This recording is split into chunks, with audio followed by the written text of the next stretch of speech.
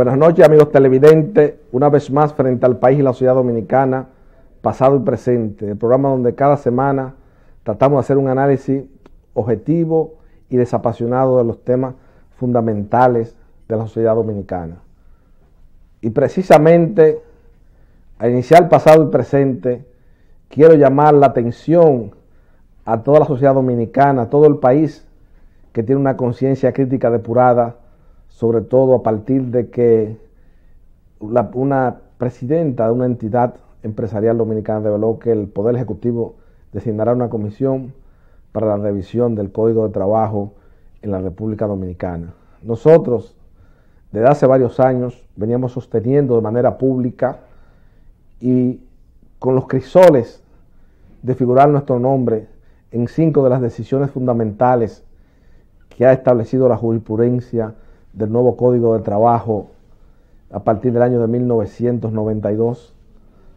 Nosotros entendemos que indudablemente el tema obligado es el artículo 539, que yo le he señalado, y a través de muchos estudios que se han hecho, lo que eleva notablemente los costos laborales en las empresas dominicanas. Yo creo que ese plazo, si no se logra eliminar dicho texto de ley, tiene que sufrir modificaciones y ampliaciones notables para que se pueda indudablemente tener un plazo razonable para que cualquier proceso judicial de naturaleza sobre una empresa tenga un plazo prudente para apelar esa decisión y para prestar una garantía de los créditos laborales en el hipotético caso que resulte condenada por una decisión de primer grado. Pero yo creo que esa reforma tenemos que verla con la precisión de un cirujano, porque indudablemente la experiencia reciente en la República Dominicana, con codificaciones apresuradas que se han hecho a la velocidad de la luz, es que indudablemente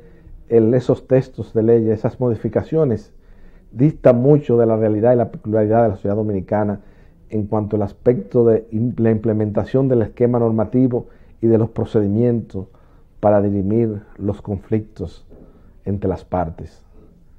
Esta noche, para hablar sobre ese tema y otros temas de interés de la sociedad dominicana y del ámbito jurídico, se encuentra con nosotros mi destacado amigo y destacado abogado en materia civil en la República Dominicana, como es don Sergio Germán Medrano, con quien vamos a abordar todos estos temas luego de la primera pausa de pasado y presente esta noche frente al país y la sociedad dominicana.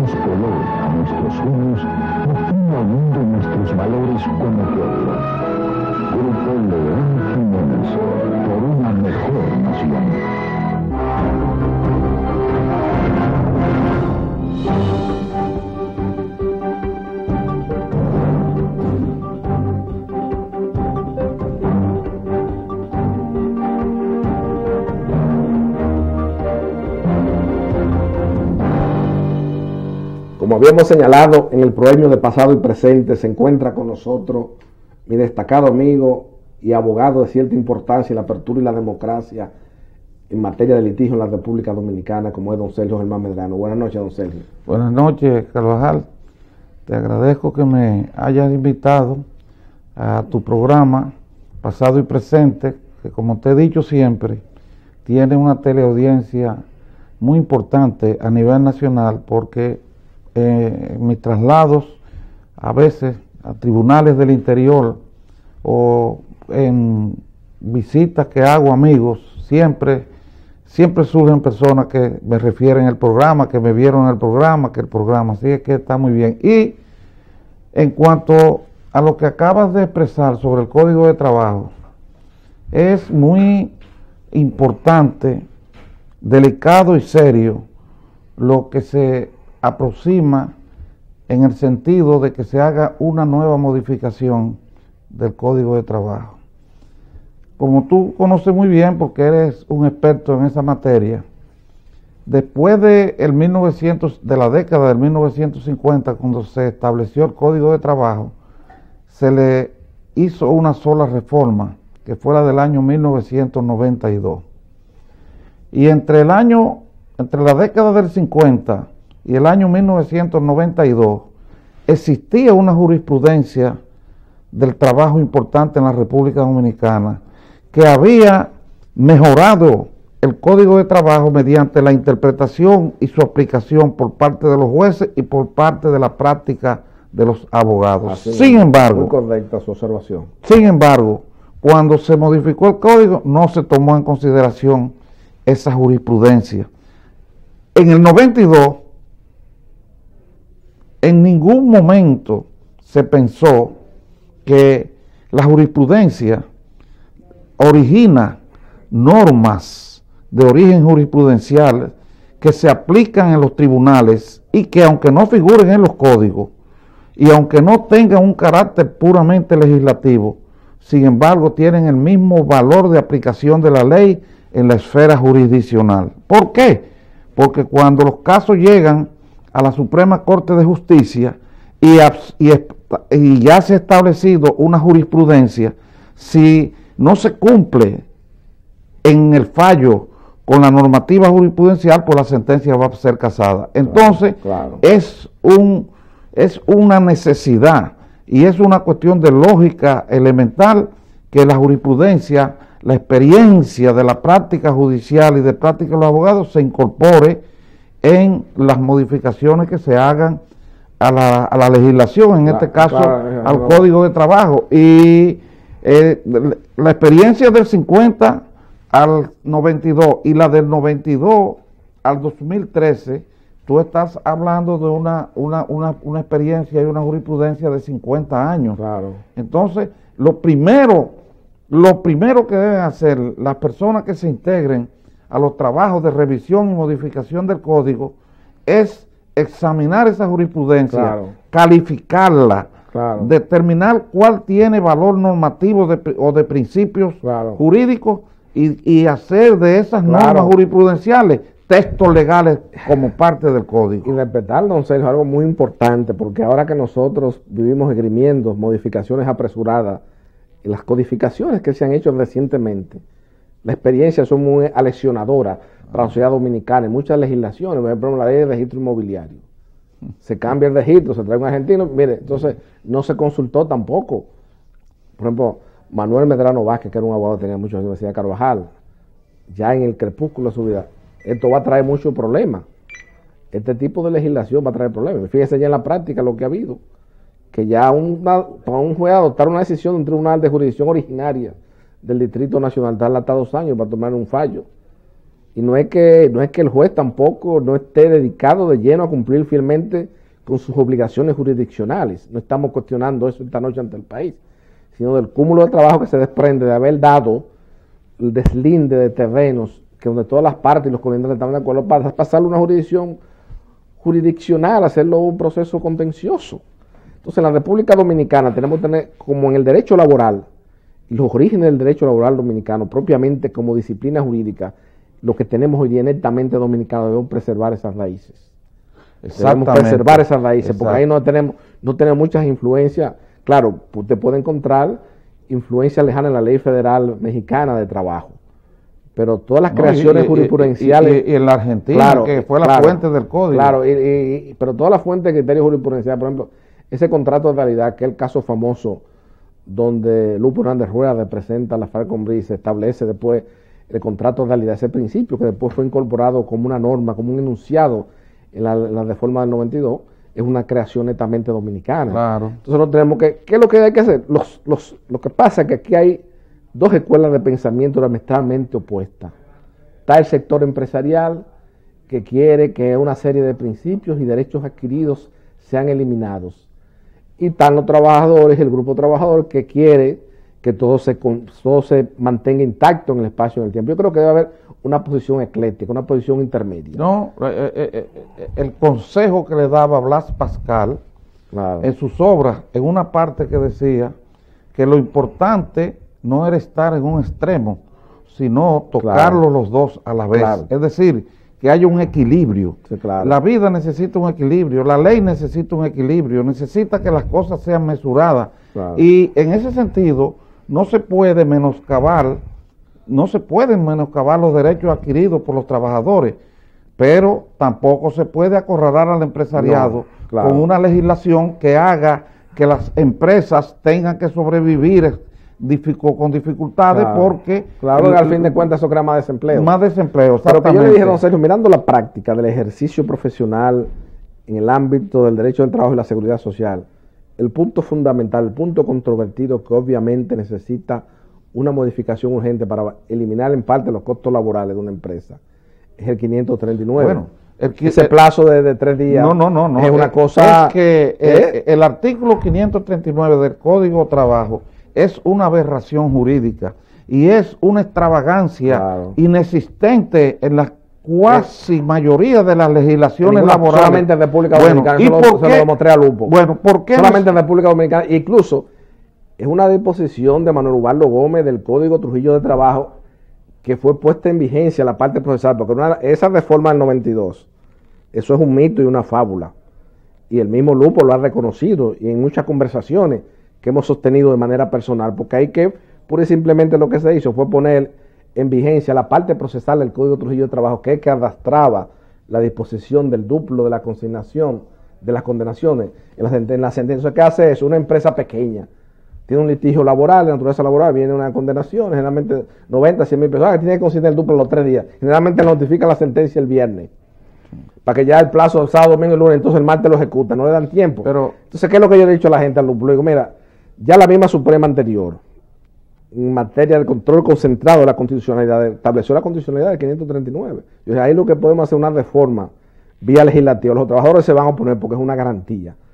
Ya Lupo, Julio Aníbal Suárez y una serie de personas que son los que realmente tienen vivencialmente más autoridad en este país para hablar del derecho del trabajo. Porque aquí se quiere hablar de muchas cosas, pero en la reforma del 92 lo que sabían realmente del derecho del trabajo era Lupo Hernández Rueda y Rafael Albuquerque, porque Milton no es especialista ni ha ejercido nunca en materia laboral. Milton viene por una condición esencial que se dio de que el abogado que iba a representar el Grupo de Santiago en esa reforma falleció, que era el licenciado Damón García Gómez, que fue un gran abogado en materia laboral en Santiago, que tenía mucha práctica.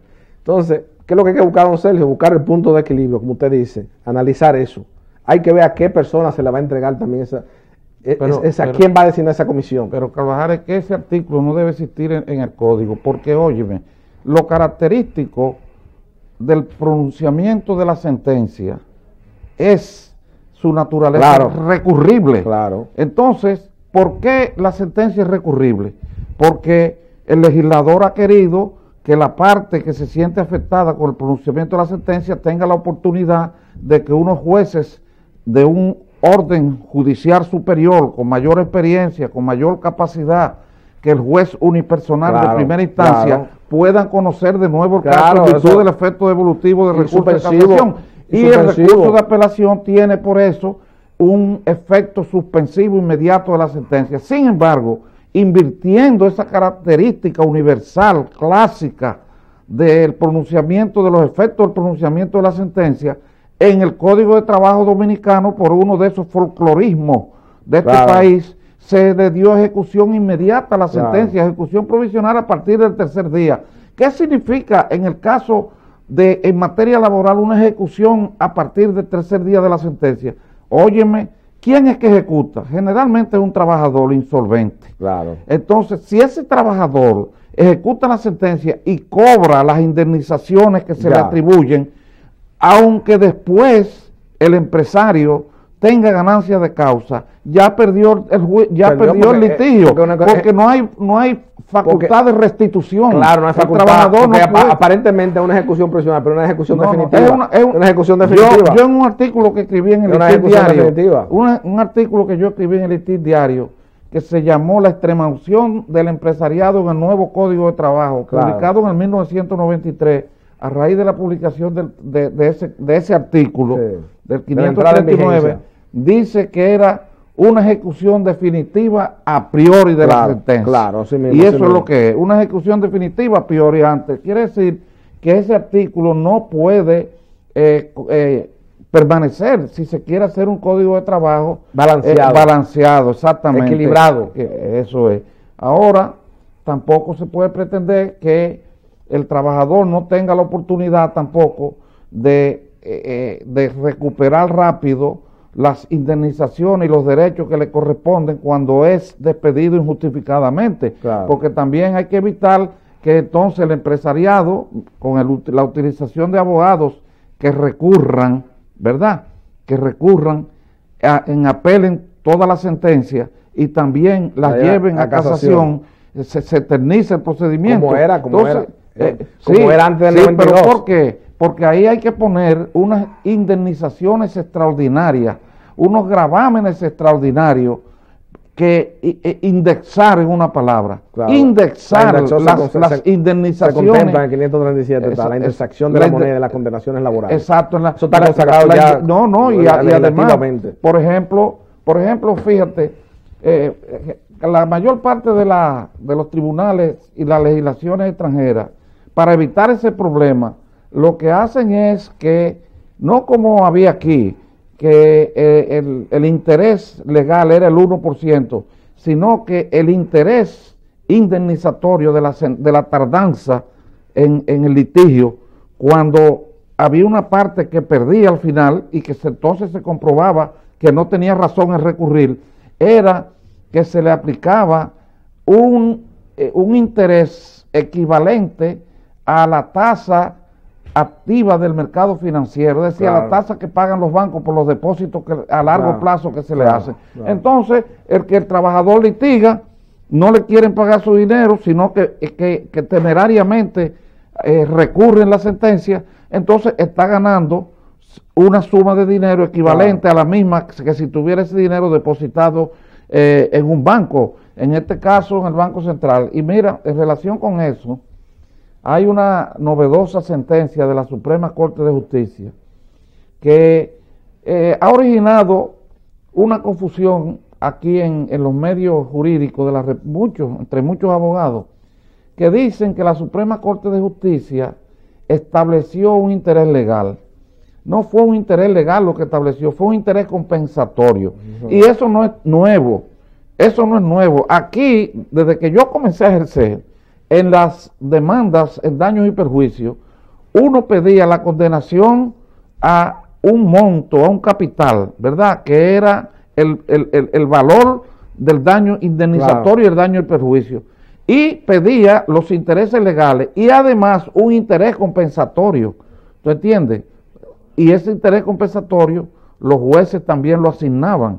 Quiere decir que esa sentencia de la Suprema Corte de Justicia actual viene a resolver un problema que existía, aunque ese mismo problema también tiene una contrapartida, que es el bendito efecto suspensivo del recurso de casación, excepto en materia laboral y amparo. Pero mientras tanto, en materia civil, ese efecto suspensivo, ahora todo el mundo recurre a la sentencia en materia civil. Sergio, pero eso fue también, porque la misma gente de la sociedad civil que representan los bancos fueron los que promovieron esa reforma, pero fíjese cómo es la cuestión que se hace a la velocidad de la luz, porque ya eso le quita la facultad al Pleno de la Suprema Corte de Justicia, en virtud del artículo 12 de la Ley de Casación, ponderar la pertinencia o no de un recurso, como lo hacían a prima fase. Sí, claro. Si veían que el recurso tenía consistencia, más que todo, más que era así que entrañaba un daño al recurrente, la ejecución de la sentencia, lo que ellos valoraban era la edad y la pertinencia de los medios invocados en el recurso. Y fíjense, ahora ya ellos mismos se quitan porque esas son de la reforma, ahora cojan ahora. Ahora tanto los bancos al grito, todo el mundo al grito, porque inmediatamente se recude el hecho de usted recurrir la decisión, ya automáticamente, y creo que también estando dentro del plazo abierto para recurrir, tampoco se puede ejecutar. Exacto. El plazo que recude, el plazo, entonces ellos se pusieron de sabroso, le dieron un instrumento legal valedero a una serie de personas que son litigantes temerarios en República Dominicana. Y a todos los abogados que viven incidentando los procedimientos y que viven retardando los procesos, tienen un instrumento legal poderoso. Pero ese proyecto trabajó la anterior Suprema Corte de Justicia. Sí. Y yo a don Papi Luciano, que es un gran amigo mío, y lo defendí muchísimos años aquí, porque entiendo que es una de las mentes más preclaras y lúcidas del derecho dominicano. Se lo dije un día, eso es un dislate, eso es un disparate lo que hicieron. Porque simplemente lo que se analizó y se ponderó era que el Pleno de la Suprema Corte de Justicia no detallara tanto tiempo en conocerle demandas en suspensión de ejecución de sentencia. Pero mire, el problema es que, claro, entonces muchos abogados de la sociedad civil, de esos que viven opinando a diario, pero que no tienen ninguna cultura vivencial, porque es muy bonito estar opinando en un escritorio, pero vamos a buscar la jurisprudencia, como un método que estableció Ramón Pina Acevedo y Martínez Oclive. Vamos a buscar la jurisprudencia de los años anteriores, a ver qué decisión importante de Suprema figura ese abogado. No tiene ninguna, porque tú sabes que hay gente que están opinando así sin tener la calidad y los crisoles, esa es la gran confusión que hay en el derecho dominicano hoy día, que demasiada gente opinando sin tener la calidad ni la capacidad para opinar. Pero oye, ese efecto suspensivo es tan tremendo que hace unos días yo tuve una audiencia y compareció un abogado, entró intempestivamente y se subió en estrado y dijo que estaba suspendido. Y dijo que iba a intervenir voluntariamente, que él se había presentado para intervenir voluntariamente. Yo le expliqué a los jueces que el artículo 339 del Código de Procedimiento Civil establece que para intervenir voluntariamente se debe notificar un escrito por acto de alguacil a las partes en causa para que estén en condiciones de poder ejercer su derecho de defensa frente a esa intervención. Bueno, los jueces acogieron ese criterio y rechazaron la intervención. ¿Tú sabes lo que le dijo el abogado a los jueces cuando oyó la sentencia in voce, rechazándole? Ustedes me están haciendo un favor porque ahora yo la recurro en casación y todo esto queda paralizado. Y esa es la mentalidad que hay actualmente en cuanto al efecto suspensivo del recurso de casación en materia civil, que se está taponando todo. Y entonces se llena la Suprema Corte de recursos de casación, la mayor parte, muchos de ellos inadmisibles, sin fundamento, sin fundamento, y ni siquiera desarrollados los medios. Pero entonces no lo fallan inmediatamente. Pero es que el cúmulo de trabajo serio, porque hay que hacer una modificación a la ley de casación. Por eso te digo, por el cúmulo de trabajo no lo pueden fallar inmediatamente, porque es una luz de recursos de casación y no pueden fallarlo. Entonces, ¿quién es el perjudicado a la larga? El que tiene razón ante los tribunales, al que le asiste el derecho, ese es el que se perjudica con ese efecto suspensivo. Eso debe ser radicado, pero con carácter de urgencia. Tiene que restaurarse el espíritu del artículo 12, la ley de casación. Bueno, el artículo 12 puede ser una solución, volver otra vez al esquema anterior, la suspensión facultativa por parte de la Suprema Corte de Justicia o al sistema que existe en Francia y que existe fuera de aquí, que el que recurre en casación y no tiene razón, le cuesta mucho dinero, le cuesta el costo del recurso, está indexado y está sancionado económicamente para evitar los recursos temerarios. Pero aquí hay muchos abogados que incluso la Suprema lo ha señalado como litigante temerario en muchas decisiones y no operan. Ahí lo que hay que hacer es volver al sistema, porque ese es el problema. Hay mucha gente opinando, como yo digo, sin tener la capacidad y la calidad, y hay una desidia entre la gente que sabe que ya quiere dejar que todo, hay una fundación que todo siga como va. Entonces fíjese cuál es el efecto, se hizo esa modificación, pero mire el efecto como está, que la Cámara de los Civiles de la Suprema Corte de Justicia no se puede mover. Aquí se ha analizado estadísticamente cuántos recursos de casación en materia civil entran a la Suprema Corte de Justicia diariamente.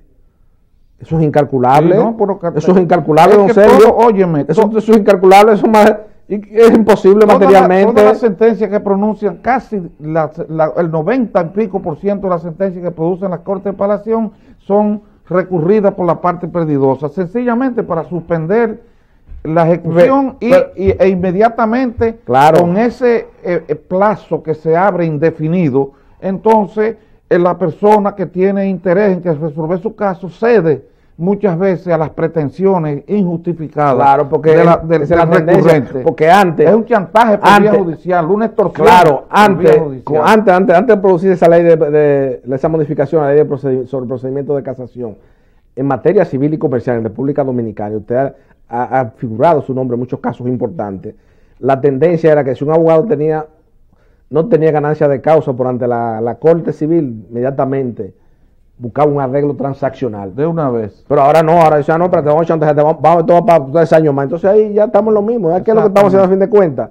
Que se está desprestigiando la justicia por un aspecto que no tiene que ver nada propiamente con los jueces, sino un aspecto de procedimiento, una modificación a una ley de procedimiento. Así es, sí. Entonces, sí, ¿usted quiere decir? No, porque entonces otra cosa, que la justicia es indefinida en el espacio y en el tiempo. Ahí está la Cámara de lo Civil, presidida por una persona muy dedicada a su trabajo, como el doctor Julio César Cataño Guzmán, una persona que me merece toda la confianza y un gran amigo de mi extinto padre, Francisco Carvajal Martínez. Pero es imposible materialmente, don Sergio. Pero mira, Carvajal, decidir en tiempo hábito los recursos civiles, las cuestiones procesales son arcanos para la población, misterios. Sí. Porque realmente el procedimiento es una cuestión puramente técnica. Incluso una gran cantidad de abogados no lo manejan bien. Quiere decir que son arcanos. Y cuando una cuestión de procedimiento como esa traba el funcionamiento y la agilidad que debe tener un tribunal como la Suprema Corte de Justicia para emitir fallos, la gente no se lo atribuye a ese tecnicismo. La gente se lo atribuye a que los jueces no trabajan, a que los jueces no quieren y no se dan cuenta de eso. Entonces estamos frente a un problema que no solo afecta el funcionamiento de la justicia, no solo afecta los intereses de las partes que van a la justicia teniendo razón, sino que afecta la credibilidad del más alto tribunal nacional, que es la Suprema Corte de Justicia. Eso hay que modificarlo urgentemente. Claro. Don Sergio, hay un tema y en la cual pasado y presente, en las últimas semanas me han hecho lo hemos cogido como lema, como leitmotiv fundamental, y es el aspecto de cómo la sociedad dominicana se ha agudizado en los últimos meses a la velocidad de la luz, la delincuencia social. Usted fue de las primeras personas en este país que señaló, y fue quizás una voz solitaria antes de que muchas personas se levantaran. Incluso yo señalé la semana pasada y reconocí el valor, siendo juez de la Suprema Corte de Justicia, el doctor Rafael Luciano Pichardo también, que fue una persona que pronosticó que la entrada en vigencia de esa nueva normativa procesal penal iba a crear un gran problema a nivel de la sociedad dominicana. Ya hemos visto inclusive que mentes tan lúcidas y acabadas en el pensamiento jurídico dominicano, como el doctor Mariano Germán Mejía, esta semana ya reconoció, y se hicieron eco en los medios de comunicación del país, al margen de la posición jurisdiccional que desempeña como presidente de la Suprema Corte de Justicia. Dijo que es necesario enfrentar la delincuencia social y que ese código necesita modificaciones. Entonces ya está la tendencia ya de las mentes más lúcidas del derecho dominicano que se tiene que cambiar ese código. Óyeme, cuando yo leí lo que era el proyecto de Código Procesal Penal, escribí un artículo en el Listín Diario que se tituló Los peligros del proyecto de Código Procesal Penal. Bueno, pues ya llegaron, ya lo estamos viviendo. Ya lo estamos viviendo. Donde yo hacía un recuento breve, como era un artículo de periódico, de todos los aspectos que yo vi en ese código que iban a crear un verdadero caos jurisdiccional que iba a propiciar el aumento de la delincuencia. Fíjate, es que ese código es un código que no pudo haberse implantado en este país. Este país tiene una cultura histórica. Y la cultura histórica de un país es su idiosincrasia. Claro, sus tradiciones. Es visceral, claro, en la cotidianidad de la sociedad. Y esa cultura histórica, jurídica aquí, arranca del año 1880 y pico, con el establecimiento de los códigos, entre ellos el Código Procesal, el Código Criminal, el Código de Procedimiento Criminal, sí, que era un código que correspondía al Código de Procedimiento Criminal francés del periodo de la Ilustración en el 1816, que incluso los haitianos en el 1822 lo introdujeron, aunque nunca se aplicó. pero ya en el 1884 se tradujo y se adecuó y comenzó a funcionar. ¿Tú crees que un código que tiene 100 y pico de años funcionando en una sociedad que ya es parte visceral de la cultura jurídica de esa sociedad puede sustituirse, se cambia repentinamente y totalmente por un código que es un proyecto elaborado por un órgano de las Naciones Unidas para ser implantado en América del Sur y que el que es el código de aquí viene del primer código que se implantó allá en la provincia de Santa Fe, me parece que fue ese código en una provincia de Argentina, no exactamente en Buenos Aires. Y esa provincia lo que tenía era un código ecléctico, un código procesal penal ecléctico con influencia italiana, alemana, de Andrés Bello, de código suramericano, es decir, un código muy ecléctico. Y ahí ese código, después que ese modelo se toma, entonces se le incorpora esa batería de textos legales eclécticos, y de ahí viene a la República Dominicana. Entonces, bueno, ahí está. Pero tú sabes lo que es disposiciones legales, como por ejemplo, así citándote rápidamente, en materia de infracciones de acción privada o de acción pública a iniciativa privada. Es decir, acuérdate que aunque se le haya puesto esos títulos paradójicos, óyeme, son delitos y son delincuentes los que lo cometen. Infracciones de acción privada, pero ahí hay cosas como el robo, cuando no es con violencia. Pero ¿qué es el robo? Una infracción penal. Y la de iniciativa privada tienen la estafa, el abuso de confianza. Entonces, en esas infracciones, como la de cheque, por ejemplo, que es de acción privada, se radica la querella, se va a un procedimiento de conciliación, no hay acuerdo entre las partes, se apodera la jurisdicción de juicio. ¿Y qué ocurre entonces? Que el imputado nunca aparece y el juez da orden de conducencia.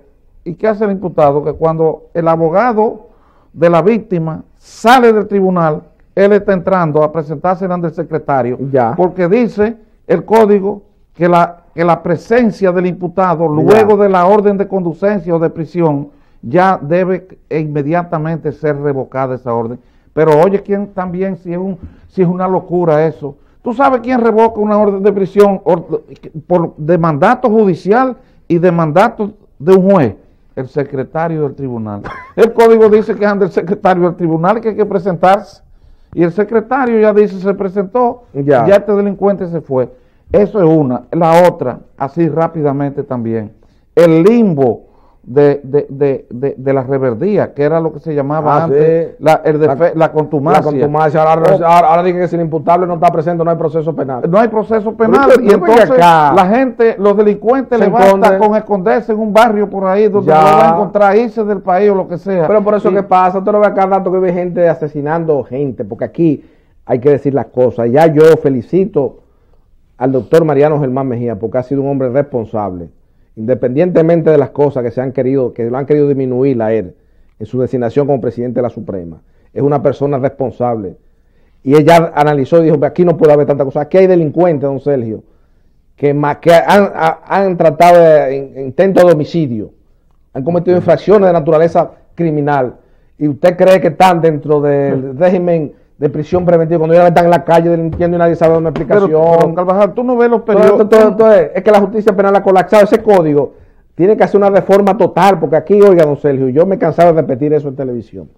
Nosotros somos un país, a veces, por ese modismo, y muchos miembros de esa organización de la sociedad civil, que son mis amigos, pero también no tienen experiencia para estar opinando, y le han hecho mucho daño a este país.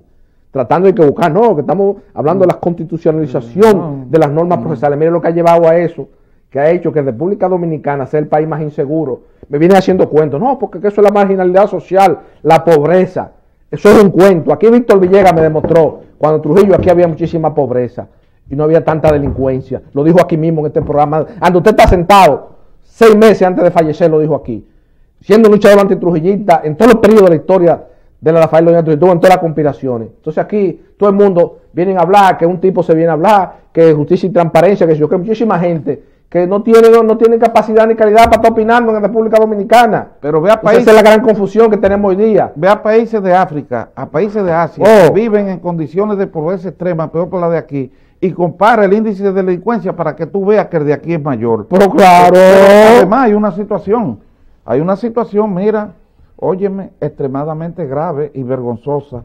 Tú sabes lo que es que cuando tú constantemente ves en la prensa delincuentes que son atrapados por la policía y dice entonces el periódico y la misma policía da la información, no saben cómo esta persona estaba en libertad, 7 fichas, 8 fichas, atraco, homicidio y todo tipo de actos delictivos. Entonces, ¿a dónde es que está la causa de eso? Yo no digo que la pobreza no puede eventualmente empujar a una persona a un estado de separación. Pero ¿a quién cogió eso como un... No sé qué son delitos famélicos. ¿Pero qué es lo que está diciendo eso? Entonces, son delitos famélicos. Eso tiene un metamensaje social muy fuerte. Es lo que yo le voy a decir eso. No es... Lo que están basándose en esa tesis es acomodando a la sociedad dominicana, don Sergio, a que vivamos este régimen de delincuencia, porque aquí la pobreza, si analizamos la historia del desarrollo económico y desarrollo humano en la República Dominicana, todavía nos falta mucho por salir de la pobreza. Entonces vamos a vivir 15 años con esta delincuencia que tenemos. No es eso, Carvajal. Esa es la tesis que ellos están tratando de meter es que la pobreza existe en todas partes del mundo, aún en los países más desarrollados.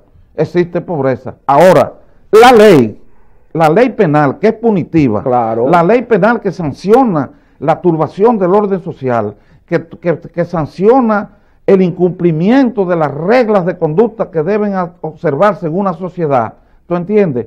Se aplica a todo el mundo, a ricos y a pobres, o debe aplicarse a todo el mundo, a ricos o a pobres.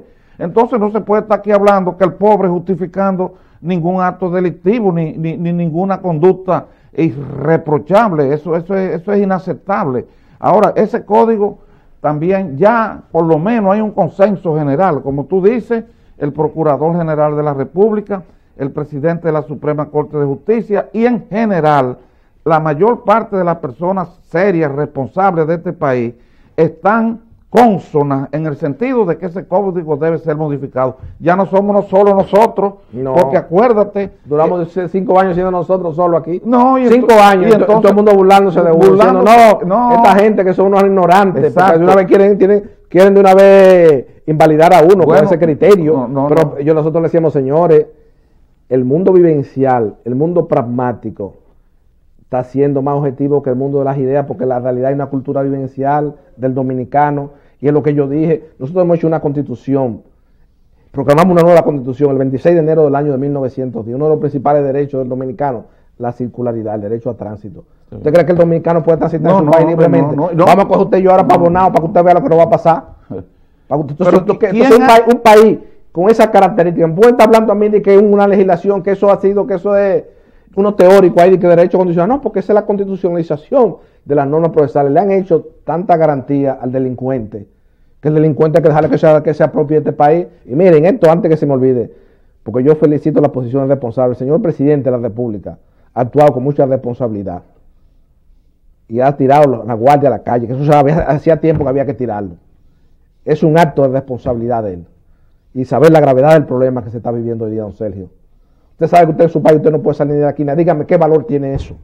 ¿Qué hábitat geográfico? ¿Qué democracia? ¿Para eso ha servido la democracia? No. Para que la gente no pueda salir de su casa, que usted no pueda pararse enfrente de su casa. Imposible. Entonces, ¿qué? Óyeme, yo estaba en yo fui a una universidad, bueno, concretamente a UNIBE, que me invitaron y fui a dar en la Escuela de Derecho a unos estudiantes una charla.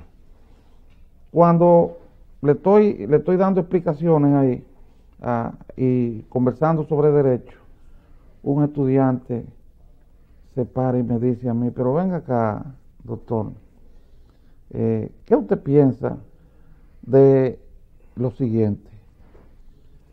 A mí me han dicho que en la era de Trujillo, que era una dictadura y una tiranía, la gente le dejaban las puertas de la casa abiertas con una silla, y que entraba a la casa y que la gente en tiempos de calor dormía con las ventanas abiertas, porque no había mucho aire acondicionado, me dice el muchacho. Entonces, ahora que hay democracia y que hay libertad, que hay progreso, no se puede salir a la calle no se puede tener una puerta abierta de la casa, todo es reja, perro, guardianes, guardia, policía.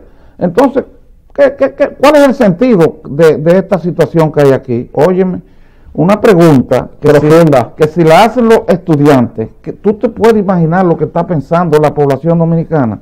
Es decir, que por lo que tanto se luchó en este país, que fue por establecer un régimen de libertades públicas y de democracia, hoy en día, exactamente después de 52 años de la muerte de Trujillo, aquí se está cuestionando si realmente valió la pena y si realmente se debe vivir bajo una dictadura o una... ¿Tú sabes lo que es eso? Porque eso es lo que yo digo, la gente me dice, Carvajal, y es lo que me alegra que usted haya topado ese tema, porque usted tiene, y aquí la gente lo ve Sergio Germán Medrano, pero la mayoría de la gente, como este es un país de ignorantes, y tengo que decirlo, aunque parezca un poco prepotente de mi parte, porque aquí la gente no se preocupa por la historia, ni los jóvenes dominicanos tampoco. Somos un pueblo sin memoria, por eso es que estamos así, que hemos perdido la identidad. Usted está hablando un tema, pero poca gente que lo ha visto sabe que usted, en el complejo del lado de mi tío de la vida, Rafael Eduardo Valera Benítez, considerado por los críticos literarios de este país como el mejor cultivador del género del soneto en la poesía dominicana, con canciones australes. En ese libro usted figura, ahí está el inventario de los verdaderos antitrujillistas, porque aquí hay mucha gente opinando, ahora todo el mundo habla que yo era antitrujillista. Se inventan de mi familia, una familia que se me dio un infarto, llaman a Ángela Peña y le dicen, mira Ángela, publica esto, que mi familia, mi papá lo mató Trujillo. Porque también aquí hay mucha gente, porque nosotros conocemos la historia, y eso es que don Fernando Infante, porque la gente habla, cuando usted quiere aproximarse a la verdad histórica, una vez lo que usted decía, no, usted es un trujillista, usted está promoviendo en los trujillos intelectuales. No, lo que estamos promoviendo simplemente es acercarnos a la verdad histórica. Y usted que perteneció a esa generación, usted ha planteado algo muy correcto esta noche, y es el cuestionamiento. Usted tiene que ver las redes sociales y los periódicos, de las redes digitales, de acento.com, todos esos medios donde la gente se expresa con libertad, más que en los medios formales tradicionales de información pública, donde usted se da cuenta cómo es la sintonía de la gente hoy día, de la juventud que ama este hábitat geográfico. Hay una frustración tremenda porque hemos tenido una desidia a todos los niveles. Entonces, cuando te hace una reforma, aparecen 20.000 gente opinando. ¿Qué indica eso? Que no tenemos una identidad clara como país, como nación, un perfil claro. Y eso lo discutimos Club Gutiérrez y yo, donde está usted sentado. Y llegamos a esa conclusión. La crisis dominicana en el pensamiento, en la crisis dominicana en social, política, en todos los sentidos, se manifiesta en eso, que no tenemos un perfil claro como país, como sociedad. Viene con el problema haitiano. Todas las sociedades de fuera, hasta Brasil, que es un partido obrero que está en el poder, de la tentación del poder político, una discípula de Ignacio Lula de Silva, una persona con ideas avanzadas. Entonces dice, no, yo no quiero más haitiano aquí, pero aquí si usted es un haitiano dice, usted dice una cosa, dice, no, usted es racista, usted que sí o qué, porque son una serie de izquierdistas, de gente de gallo loco que se ha metido a vivir en ONG. Entonces tiene un ángulo obtuso, aquí no es la zona, no piensa la dominicanidad. Ahí ahora, en el periódico de hoy, hay una información donde en Puerto Rico apresaron un bote haitiano con 47 personas y habían apresado otro hace unos días atrás. ¿Y qué hacen? Los devuelven para Haití. Pero en Puerto Rico entran también haitianos, pero con su documentación legal y con sus permisos legales. El problema aquí es que esa frontera la cruzan los haitianos para allá y para acá sin ningún tipo de control y sin ningún tipo, ¿verdad?, de documentación. Por ejemplo, tú encuentras un haitiano que está de vigilante en un sitio, porque se están usando ya como vigilantes también. No, ya están como chef, como todo, en todos los restaurantes, pero ese haitiano te da a ti un nombre cualquiera, Burundú Pudó, y Burundú Pudó, ese es el nombre que lo conoce. Pero ¿qué pasa? Cuando comete un delito y se va, más nunca nadie lo encuentra, porque ese nombre no existe. Carece de identidad. Carece de identidad, correcto. Entonces, eso es un peligro social. Hay otra situación también. Óyeme, hay aquí una disposición en nuestro código y en nuestra legislación que se necesita para comparecer a juicio una identidad. Y cada dominicano que va a juicio, si no presenta una cédula, ¿tú entiendes?, no puede actuar ni como demandante en un tribunal. Pero hay una sentencia que dijo que no, que cualquier haitiano va sin identidad, dice cualquier nombre y ya, con eso eres aceptado. Bueno, mi amigo Julio Aníbal Suárez, cuando era presidente de la Cámara Laboral de la Suprema. Eso yo encuentro que no es correcto. Eso no es que no se le permita, se le debe permitir. Pero con documentación. Usted va a esos tribunales laborales del Distrito Nacional y aparecen 20 haitianos. Y dice, yo presté servicio, veo una obra. Y mire, tienen a los ingenieros aquí. Como consecuencia de esa decisión de Suprema. Ahí es que yo le dije, Sergio, tenemos que estudiar, con esa modificación del código, tenemos que estudiar los costos laborales que se desprenden de la facilidad de creación de un proceso litigioso, con la facilidad procesal que se le da, porque esa sentencia, ahora vienen 20 haitianos, de los tribunales, mandaron que yo trabajaba en ese edificio, llevaba un testigo, un chinero generalmente, que estaban así, yo lo veía que ellos entraban todos los días y cumplían un horario, y se les pagaba un salario, entonces tienen a la gente loca con eso. Bueno, a mí esa decisión de Suprema, de que eso yo la critiqué en su momento, yo sé, fue que el doctor Julio Aníbal Suárez, una persona que yo respeto mucho en este país, una persona muy íntegra, fue un juez muy independiente.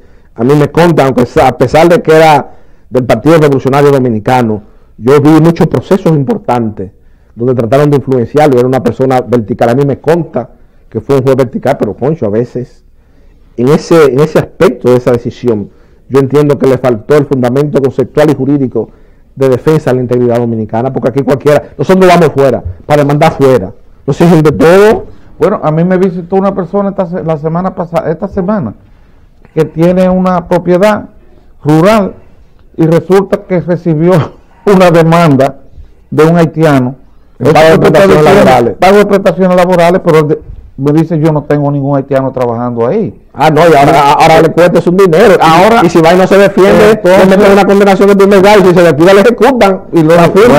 Bueno, yo soy un barrio inmobiliario. Le digo, tiene que buscar un abogado que sepa de cuestiones laborales, porque es una finca fuera de aquí, de la ciudad. Imagínese. Por el sur. Tiene que buscar un abogado de esa misma ciudad para que te resulte más económico y que sepa de derecho laboral, porque si no... Y yo tengo que gastar dinero con eso. Mucho tiene que gastar. Bueno, y eso, ahora que tú dijiste eso, pienso en eso, pero eso son de las cosas absurdas de nuestra sociedad y del Estado Dominicano, porque el Estado Dominicano es responsable y el gobierno, tú entiendes, que ejerce las funciones del Estado, de que aquí las personas sean sencillamente, tengan una documentación, sean dominicanos o sean extranjeros, no importan, que tengan su documentación para que puedan acceder a la justicia y así la persona tenga la seguridad de con quién está litigando y quién es que lo ha demandado o a quién tiene que demandar.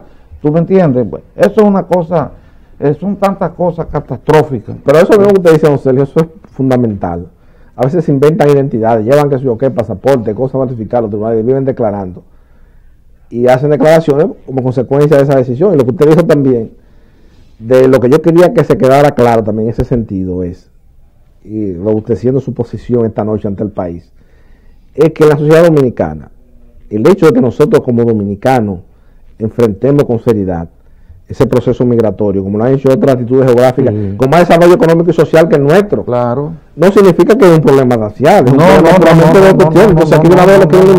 es una cuestión de organización social y geopolítica que tiene que existir en cualquier estado.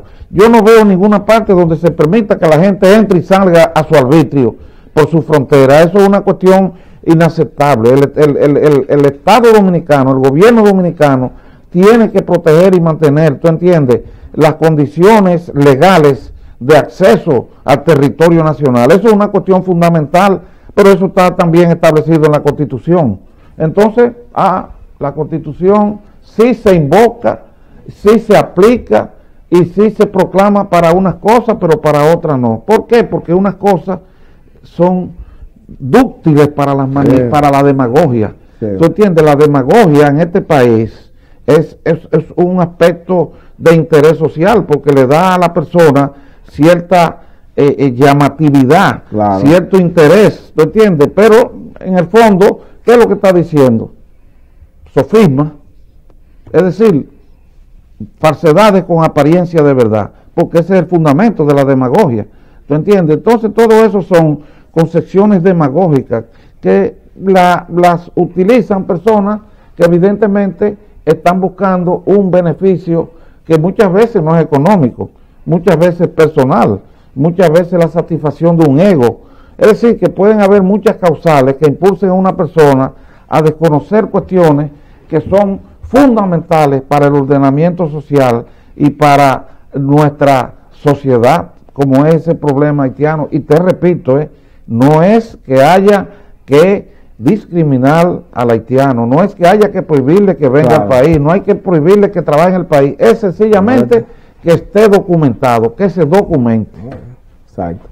Don Sergio, ya al final de este espacio de tiempo, cuando ha hecho señas el director, ¿cuál usted entiende, de acuerdo a su criterio, que es la reforma más urgente y prioritaria, así brevemente, en 2 segundos, que debe hacerse la normativa procesal penal vigente en la sociedad dominicana? Bueno, lo primero es el aspecto relativo a la retardación de los procesos. Eso es lo fundamental ahora mismo. Agilizar los procedimientos de manera que no se eternicen, de manera que los abogados no tengamos que sentarnos a esperar años una sentencia, que la sentencia sea el resultado de un procedimiento abreviado. Acuérdate que aquí, hace muchos años, el procedimiento en materia civil ordinaria era un procedimiento que comenzaba por una conciliación ante el juez y una comunicación de documentos extrajudicial. Y sin embargo, eso conducía a que cuando las personas llegaran al tribunal, no obstante las disposiciones de la ley de que hubiera ese intercambio extrajudicial de documentos, iban a pedir comunicación de documentos. Entonces se suprimió ese procedimiento para agilizar el proceso. Ahora, ¿qué pasa? Te estoy poniendo ese ejemplo nada más. La comunicación de documentos sigue siendo una medida de información del juez y de ejercicio, como mecanismo de ejercicio del derecho de defensa entre las partes, pero se pide una vez, se da un plazo y después vuelven y la piden y la prorrogan otra vez. Y después piden y en eso se pasan 3 y 4 meses, ¿tú entiendes? 2, 3 y 4 meses para poder entonces presentar conclusiones. Y después, naturalmente, aparte de la agilización del proceso, que es fundamental, también yo te voy a decir otra cosa. Hay que buscar por todos los medios que quienes accedan a la función jurisdiccional, quienes accedan a la función judicial, tengan experiencia profesional también como abogado. Óyeme. Ya eso sí, eso es un tema de un programa. Bueno, pero eso es una cuestión fundamental. Te voy a decir que, por ejemplo, en Inglaterra, para entrar a la carrera, que implica primero el estudio en la escuela de la judicatura, hay que tener 12 años de ejercicio profesional para poder hacer. De eso vamos a hacer un programa sobre los jueces egresados de la Escuela Nacional de la Judicatura y la metodología de enseñanza. Bueno. Que yo estoy viendo se sufre mucho y hay los abogados sufrimos mucho. Hay muchas incongruencias en eso, sí.